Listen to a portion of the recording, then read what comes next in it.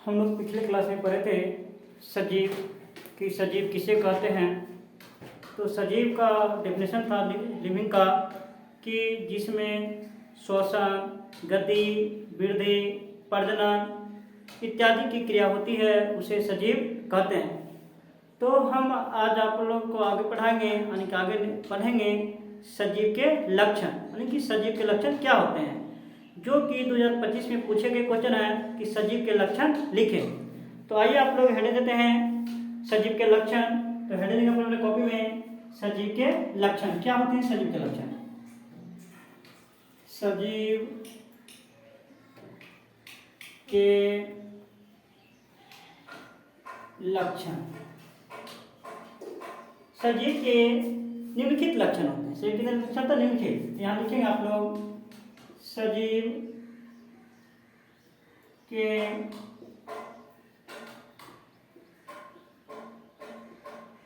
निम्नलिखित लक्षण होते हैं। नंबर 1 में लिखेंगे इसमें श्वसन की क्रिया होती है। नंबर 2 में लिखेंगे इसमें गति होती है। नंबर 3 लिखेंगे इसमें उत्सर्जन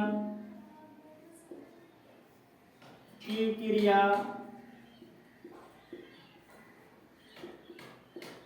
होती है। नंबर 4 लिखेंगे इसमें उद्दीपन की क्रिया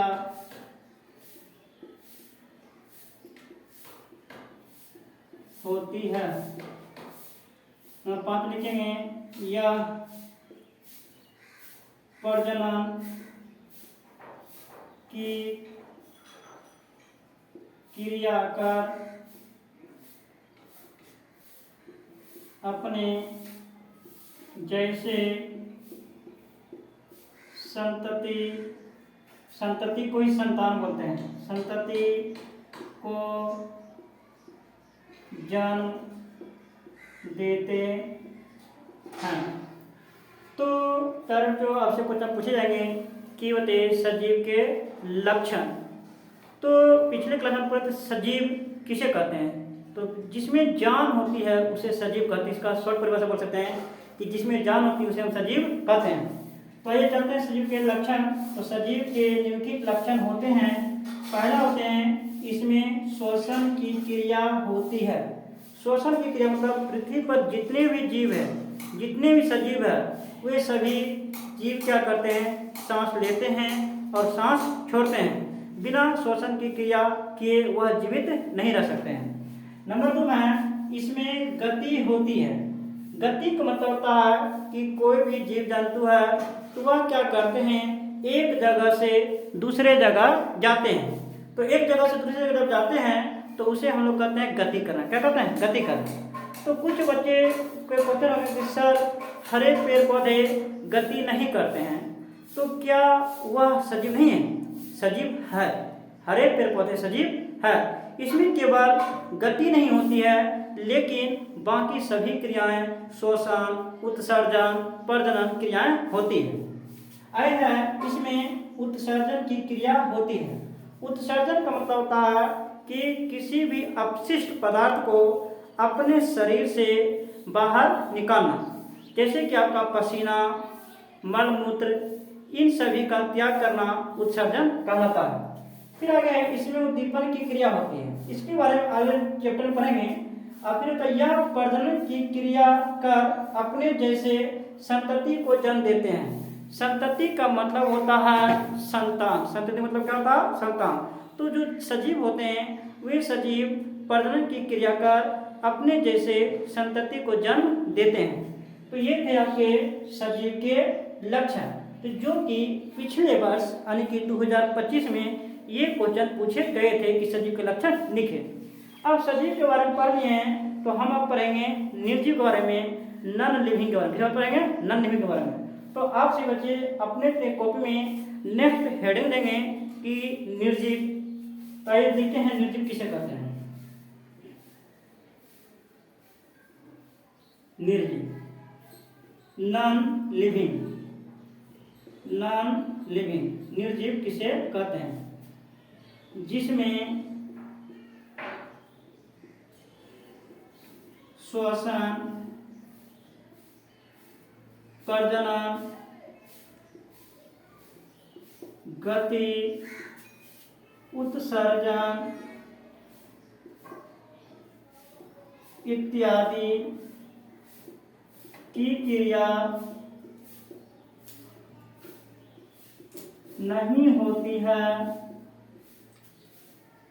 नहीं होती है, उसे निर्जीव कहते हैं। तो निर्जीव मतलब कि जिसमें श्वसन, प्रजनन, गति, उत्सर्जन इत्यादि की क्रिया नहीं होती है, उसे निर्जीव कहते हैं। जैसे कि कोई ईंट है, कोई पत्थर है, क्या यह बोर्ड है, यह बोर्ड क्या श्वसन क्रिया करती? नहीं करती है। क्या यह एक बोर्ड प्रजनन की क्रिया करके एक बोर्ड से दो बोर्ड हो जाते हैं या दो से अधिक हो जाते? नहीं होते हैं। क्या यह बोर्ड को हम यहाँ लगाते हैं, क्या यह बोर्ड यहाँ से अपने खुद से चलकर दूसरे जगह चले जाते हैं? नहीं जाते हैं, गति क्रिया नहीं करते हैं। उत्सर्जन, क्या इसमें से अपने आप स्वतः किसी प्रकार के अपशिष्ट पदार्थ निकलते हैं? क्या नहीं निकलते हैं। तो इत्यादि की क्रिया नहीं होती है, तो उसे हम लोग कहते हैं निर्जीव। से क्या कहते हैं? निर्जीव। निर्जीव का एक दूसरा परिभाषा देखते हैं, जिसमें जान नहीं हो उसे निर्जीव कहते हैं। जिसमें जान नहीं उसे क्या कहते हैं? निर्जीव कहते हैं। तो ये जानते हैं निर्जीव का उदाहरण। निर्जीव का उदाहरण तो लिखेंगे एग्जाम्पल। निर्जीव का एग्जाम्पल क्या होते हैं? कलम, टेबल, कुर्सी, गाड़ी इत्यादि। अब कुछ बच्चे के मन में सवाल आता है कि सर गाड़ी तो गति करते हैं, आपने सही बोले कि गाड़ी गति करती है, क्या इसमें श्वसन, उत्सर्जन, अपने समान एक गाड़ी से दूसरी गाड़ी बना लेते हैं क्या?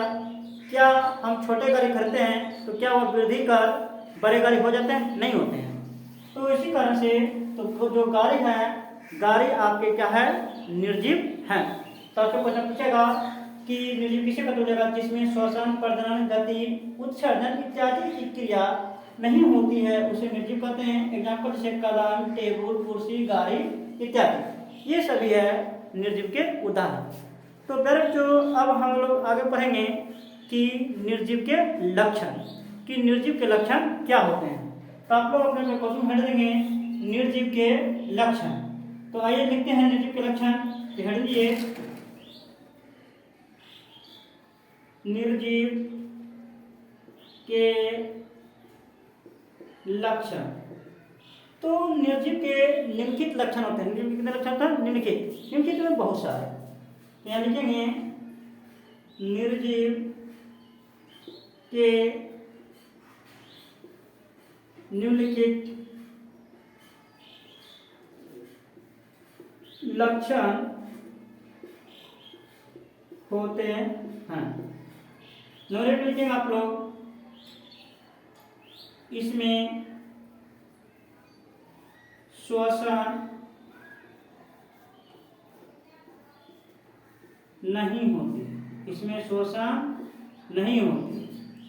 नंबर 2 लिखेंगे कि इसमें गति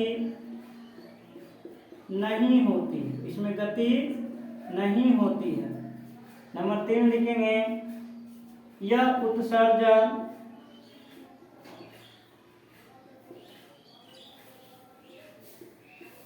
नहीं करते हैं। आगे लिखेंगे नंबर 4 में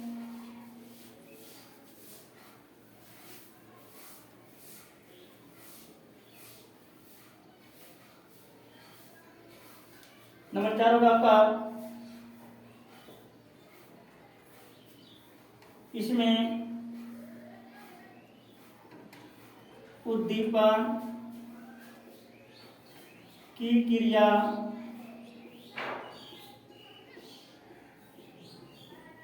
नहीं होती, इसमें उद्दीपन क्रिया नहीं होती है।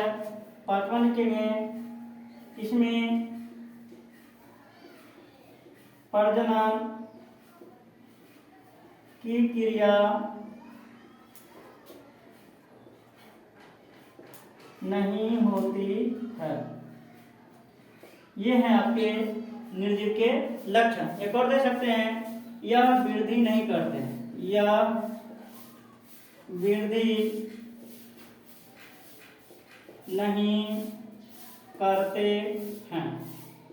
तो आपसे क्वेश्चन पूछे जाएंगे कि बताइए निर्जीव के लक्षण, क्या उत्तर जाएंगे निर्जीव के लक्षण।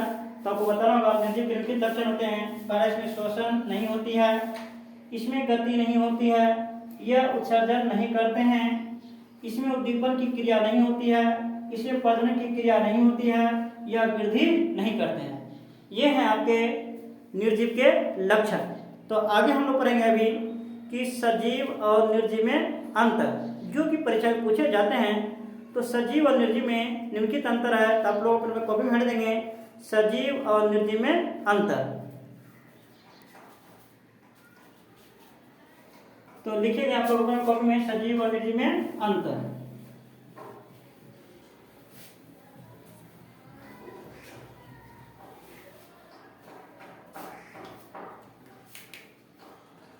सजीव और निर्जीव में अंतर। अंतर को एक तरह तो विभेद कहते हैं। क्या कहते हैं? विभेद। कुछ पर कई क्या होते हैं, सजीव और निर्जीव में अंतर नहीं करके परीक्षा पूछते हैं कि सजीव और निर्जीव में विभेद लिखें। तो विभेद, अंतर, विभिन्नता, तीनों का अर्थ एक ही होते हैं। तो आप लोग लिखेंगे कि सजीव और निर्जीव में निम्नलिखित अंतर होते हैं। सजीव और निर्जीव में निम्नलिखित अंतर होते हैं। एक तरफ आप लोग हेड देंगे सजीव और एक तरफ निर्जीव।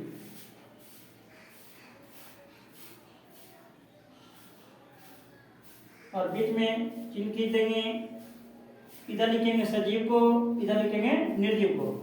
तो जो सजीव होते हैं सबसे पहला नंबर एक लिखेंगे कि नंबर सजीव में इसमें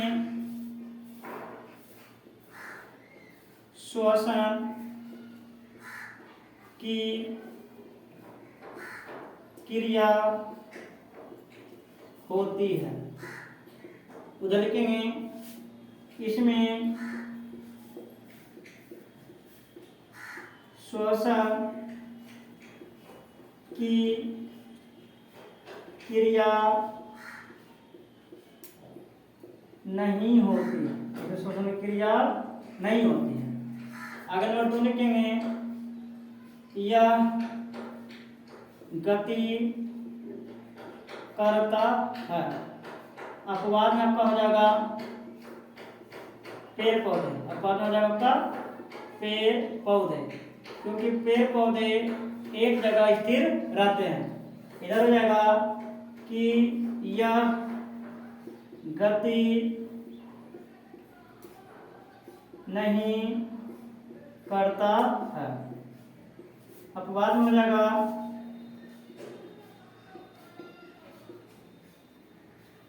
गाड़ी, रेलगाड़ी, कितना लिख सकते हैं।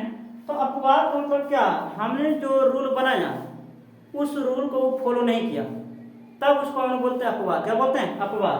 तो क्या हमने बोला कि सजीव गति करते हैं, लेकिन जो पेड़ पौधे वो गति नहीं करते, वो एक जगह क्या स्थिर रहते हैं।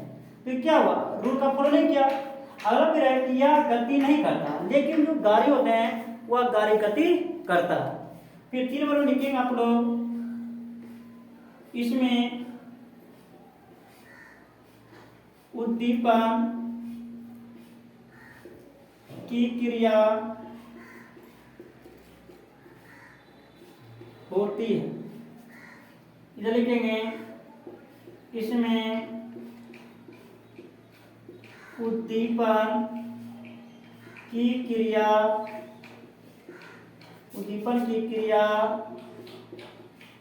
नहीं होती, इसमें उद्दीपन की क्रिया नहीं होती है। इधर लिखेंगे आप लोग यह प्रजनन करते हैं या प्रजनन करते हैं।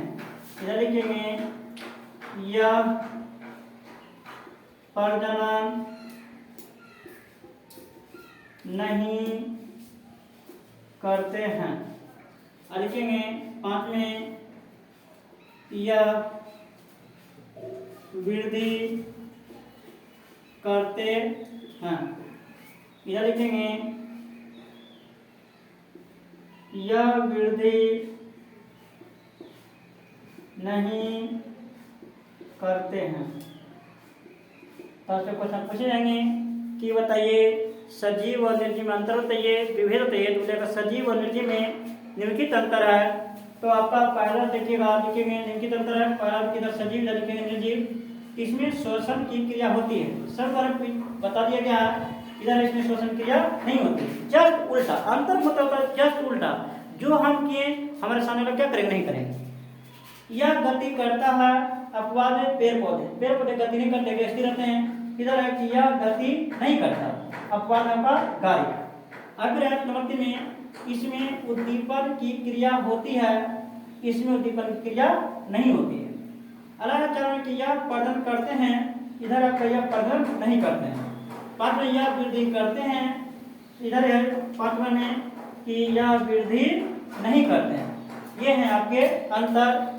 तो उम्मीद करते हैं कि आप लोगों को ये क्लास अच्छा लगा होगा। अगर क्लास समझ में आई, अच्छा लगा तो हमारे YouTube चैनल साइंस व अजीत सर को सब्सक्राइब करें, हमारे वीडियो को शेयर करें, लाइक करें। Thanks for watching the video.